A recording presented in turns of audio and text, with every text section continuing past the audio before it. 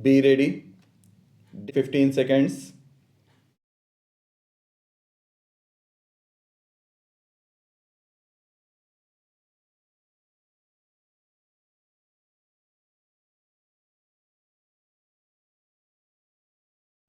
Sir, we were expecting that this bill, which is before us and which has been passed by Rajya Sabha, would deal with some of the vital issues that are agitating the minds of the people and their living conditions also.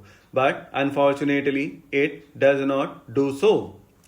The reality is that in the original Act of 1955, we have about 13 categories of essential commodities, including cattle fodder, coal, automobile parts, cotton, wool, textiles, raw cotton, raw jute, drugs, food grains, iron ore, petroleum and petroleum products, sugar and sugarcane, but this bill touches only a few things. Here, the vital aspects are not even touched up. There is no statement of objects and reasons appended with the bill so that we can grasp the meaning of this. As far as this bill is concerned, it deals with some formality and technical matters only. When we touch upon this subject, we know that there are three aspects which are important, such as production, distribution, and price. With regard to production, the whole country knows that there has been a bumper crop of food grains, and we are patting ourselves on the back for that. Besides that, there have been huge imports. With regard to groundnut, also the minister has been declaring that there has been a bumper crop of 80 lakh tonnes and it comes to about 40% more than the last year's production. Here we have just now heard that the National Textile Corporation is playing its part in stepping production and making the sick and deserted units viable ones. In such a situation, when there is production on such a huge scale, what is the factor that is hindering the proper distribution and check on price rise in our country? I would like to ask, in view of the fact that the production in the public sector is growing, even the National Textile Corporation with 6 mills, most of them dead mills, is growing. I would like to know about role of the private sector in the matter of textiles. We have been hearing that the private sector is resorting to lockouts and even retrenchment. Is the government of India aware of the fact that the monopolies in our country are resorting to a policy of increasing profits by raising prices after reducing production? So their policy is anti-national. They reduce production and increase profit by raising the prices.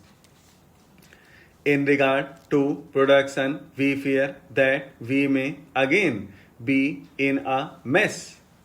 We have not been able to control lockouts, etc. And in regard to the production of groundnuts, cotton, and jute, there is an oversupply. The jute mills are crying that their products have not been taken up. In such a situation, this would hamper production next year. When the real producers are not getting impetus, whether they produce food grains, edible oils, jute, sugarcane, cotton, or oil seeds. The danger is that they will not get adequate encouragement and the production may not go on steadily increasing as it did this year.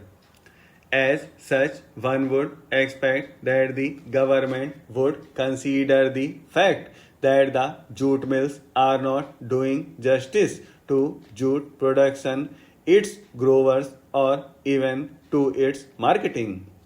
They are depending entirely upon the government. They are not reducing the price of jute goods.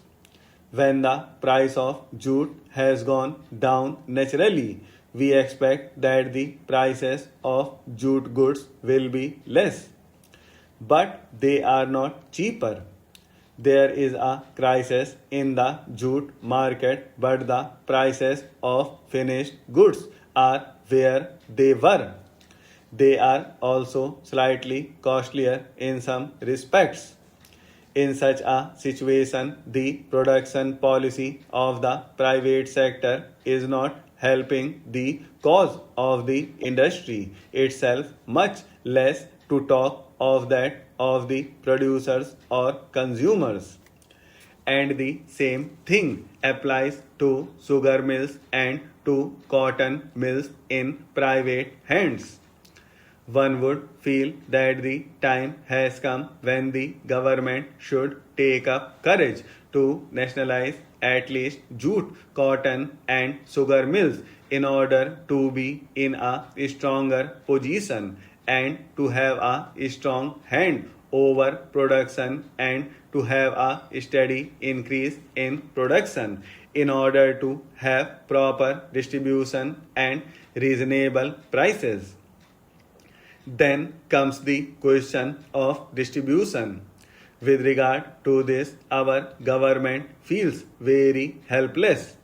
The minister has indicated that the traders were reconciled to the emergency and were waiting on their wings to exploit the situation when the opportunity arose.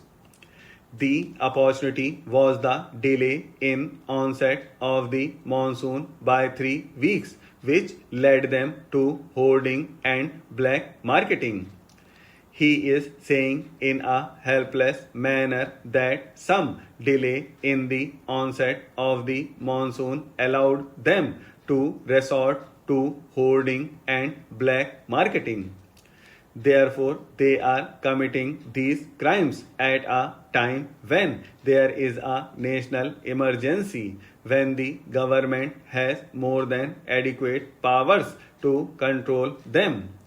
There should be a panel to deal with compilation of production data and identifying trends of significance and advising the government in time of need.